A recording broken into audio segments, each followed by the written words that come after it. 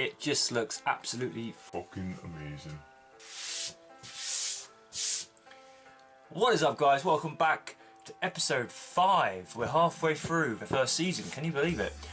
We are going to be doing an unboxing slash review today, and well, just let's get on with it. Without further ado, may I introduce to you what I'm gonna be reviewing. It is this.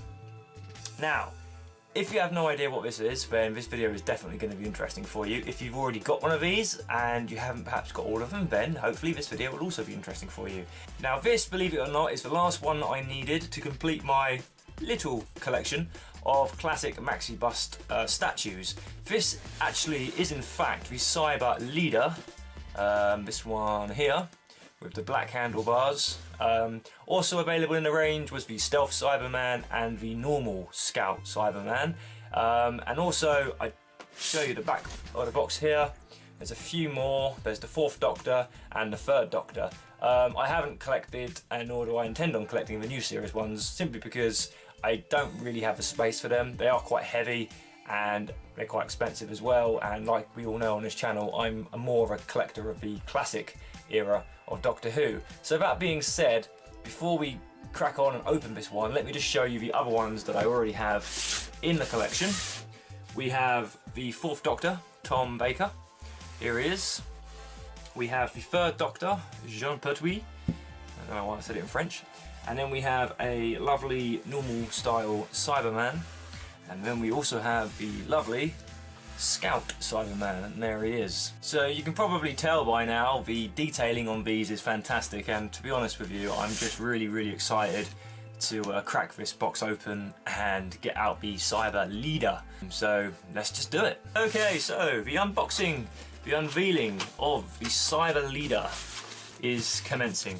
Now, what I like about these is they are always packed really nicely. They come in 2 bits of polystyrene, and if you carefully pop it out of the box like so, they normally just kind of fall out slowly but surely. It's coming. It's got to be about as painful as giving birth, I reckon, taking one of these out. Come on. I'll cheat and use my fingers. There we go. Almost there. Come along. Okay, so it is out of the box. Always a little bit nervous. I want to make sure it is what it is. You know, it's not another normal Cyberman or whatever. I hope it is actually what I've ordered. So carefully with the penknife, just split it open there. Split it down the sides as well. Be careful not to break the polystyrene too much, because you will be using it again when you move house, and you probably have to pack the damn thing away, like I've done several times already, unfortunately. So,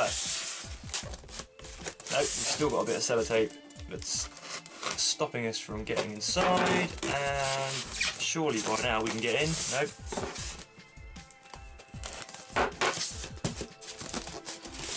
This sellotape is extremely resistant. Right, here we go. So, opening it up, and as you can see, it comes in packaging like this. The gun is loose there in a little bag, and the Cyberman is next door. So let's get the gun out and have a little look at that. Okay, so here's the Cyber gun. Exactly the same as the gun that came with the standard Cyberman, but the Scout Cyberman, you may have noticed already, came with a nice different colour gun.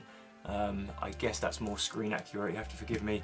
I forget what they actually really look like in Attack of the Cybermen. So that is the gun. Like I say, lovely detailing. It is quite big. It's as big as my index finger, and my index finger is pretty long. So let's get the main part of this review out of the box. Let's just pop him down here. What makes me laugh, and I'm sure you're probably going to guess what I'm going to say, in the packaging like this, doesn't it look like it does in Attack of the Cybermen, sorry, when they're trying to, you know, get out of their packaging? I think that's quite funny. Tempted to leave it in there. You know, scene recreation. Anyway, enough of that nonsense. Let's get him out of the bag. Here he is. Fantastic. There's polystyrene everywhere. So let's get the gun placed in his hand. There we go. So as you can see, it just looks absolutely amazing out of the box, and when you display it with its gun, I've taken the liberty of putting a little stand underneath it just so I can turn it a bit easier and show you 360 degrees of just what this lovely Maxi bust figure looks like. Now, these generally retail at around about £60. I picked this one up a lot cheaper than that, actually, which is quite nice, as it was the last one I needed to complete the set. But you know, you are looking at quite a lot of money to buy these. Obviously I've got 5 of these Maxi busts now, so you're looking at nearly 300 quid for the collection, but I deem it to be worth it, really, obviously. Do let me know in the comments if any of you guys do have these Maxi busts. I'll be you know, I'll be keen to find out. Now, it's my understanding that these were actually going to be produced a lot more. They were going to do a lot more different variations, a lot more Doctors were going to be introduced. At one point a Dalek was mentioned as well, and that would have been amazing, because I personally think the detailing on these, for the price of only 60 quid, is exquisite. It's like probably the best detailing for that sort of price I reckon you're going to get. So it is a real big shame that they decided to, well, whether they went Maxi bust, haha, I don't know, but yeah, like I say, it is a shame.